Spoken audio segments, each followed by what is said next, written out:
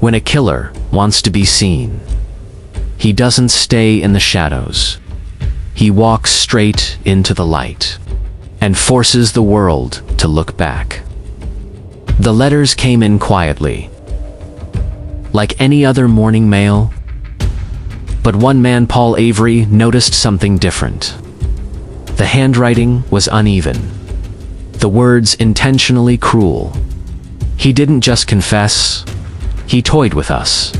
He challenged every mind in the city. Toschi and Armstrong, two of the best. When they stepped into a room, people paid attention. But even they weren't ready for what was inside that envelope. I wasn't officially assigned yet, but the moment I saw that symbol, I felt a coldness I can't explain. It wasn't a message, it was a claim. The letter described details only the killer could know. Worse, it came with a threat to strike again. And then, the cipher. 3 pages of symbols, like a puzzle, designed by a madman. I knew right then, this wasn't a case. This was a game, and the Zodiac expected us to play. When darkness settled over San Francisco, our fight was only beginning. The city slept, while we chased a ghost made of ink and symbols. I studied the cipher for hours. Lines, shapes, repetition. Patterns that meant something yet nothing at the same time. Toschi had a way of seeing beneath the surface. But even he couldn't decipher madness. Armstrong believed the cipher was more than a message. He thought it was a signature, a declaration of power. And the city swallowed the fear whole. Every headline tightened the Zodiac's grip. I stayed behind. Long after the others went home, long after the building fell silent, I tried to think like him. Who writes letters to the world after murdering strangers? Who turns death into conversation? He wanted us to break the code, but he wanted us to break ourselves trying. And then, it hit me. The code wasn't about understanding him.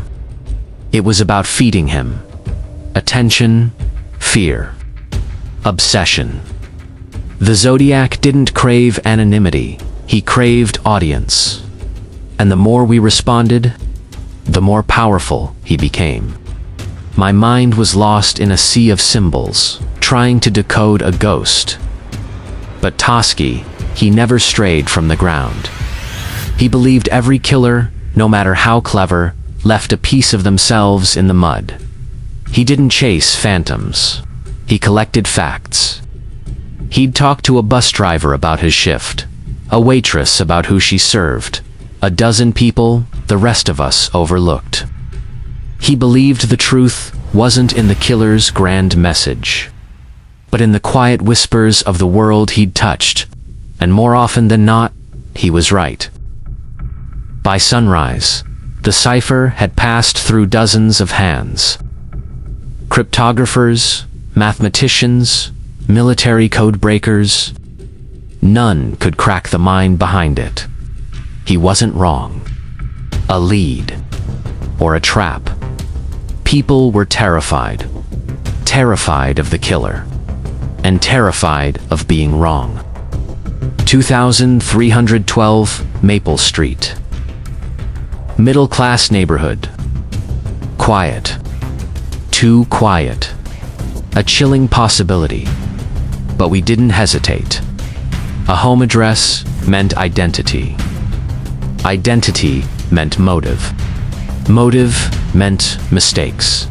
Mistakes solve cases. We drove with the weight of a city on our shoulders. Maple Street was where people came to escape the city's noise. A place of manicured lawns and painted fences. But we brought the noise with us. In our wake, a silent wave of panic. The Zodiac had turned their American dream into a hunting ground.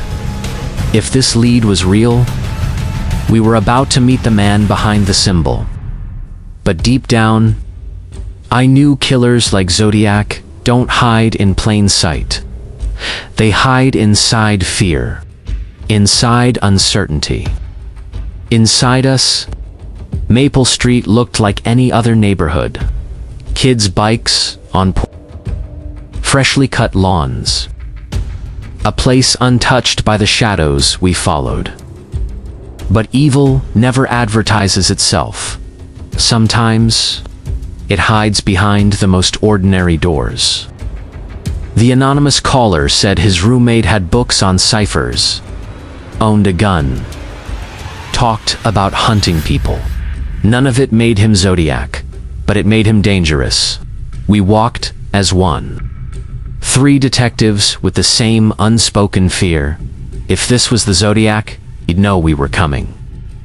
SFPD. Open the door. Someone heard us. Someone paused. Someone decided what to do next. Not who we expected. Not Zodiac. But fear lived in his eyes. He wasn't hiding from us. He was hiding from the man sleeping down the hall. You hear about my call? He told us everything. His roommate collected Zodiac articles, practiced codes at night, owned boots matching prints from one of the crime scenes, but something felt wrong. Too messy, too obvious. The Zodiac didn't crave clutter. He craved control. Arthur Lee Allen. The man at the center of more Zodiac theories than anyone alive. And now, standing 3 feet from us, his eyes told a story his mouth didn't. Emptiness. Distance. A man who could watch the world burn without blinking. Mr. Allen. We have questions. And then, he smiled. A smile that chilled me deeper than any letter the Zodiac ever wrote. And in that smile, I saw something. Not guilt. Not fear. Something worse. Confidence. When you sit across from someone who might be a killer, every second stretches into hours. Every movement becomes a threat. Allen didn't flinch. He didn't beg. He didn't even blink. And that's what made him dangerous. The Zodiac didn't kill randomly.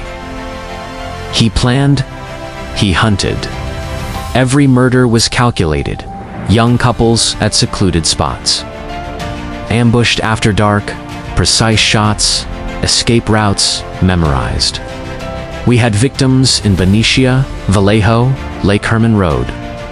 The numbers grew quietly, but inevitably. The first 2 victims, Faraday and Jensen, were shot in their parked car. Next, Darlene, Farron, and Michael Mago, shot at a crowded parking lot. Mago survived. Farron died. Then Paul Stein, a cab driver, shot in the city streets. Each kill meticulous, yet bold. The Zodiac was escalating, and we were scrambling. When asked about weapons, Allen's demeanor shifted slightly. Not guilty. Just aware we were closing in. The Zodiac used firearms, knives, even psychological terror. He stalked before he struck. Sometimes hours, sometimes days. The pattern was chillingly consistent. I traced his route mentally. Lake Herman Road, Blue Rock Springs, Vallejo, Napa, San Francisco. Each attack increased fear, tightened his hold on the city. We counted at least 5 confirmed deaths, several near-fatal attacks, and dozens of letters claiming responsibility. Every step deliberate. Every victim a message. Allen didn't confess. He didn't need to. His silence spoke volumes. The Zodiac's operation relied on hiding in plain sight.